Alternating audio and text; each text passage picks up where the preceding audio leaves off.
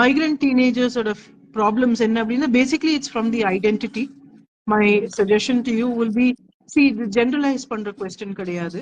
Though there are a lot of researches that point to migrant teenagers having certain issues, it boils down to identity. ஏன்னா teenage அப்படின்றது it's the time where they have the identity crisis. So தான் யார் அப்படின்ற தேடல் வரும்போது அவங்களுக்கு வந்து Indian ரூட்ஸோட connect பண்றதா இல்ல அவங்க மைக்ரண்ட் கண்ட்ரியில இருக்கிற அந்த ரூட்ஸ்ல கனெக்ட் பண்றதான்றது தெரியாம இருக்கும். So my suggestion would be, instead of looking at a generalized answer, I would ask you to sit down with your child and try and understand what they are finding difficult.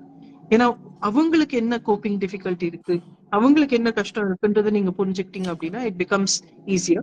Secondly, how do I help as a parent அப்படின்போது help வந்து any form of help must make the other person stronger, not weaker. Must make the person more independent, not more dependent.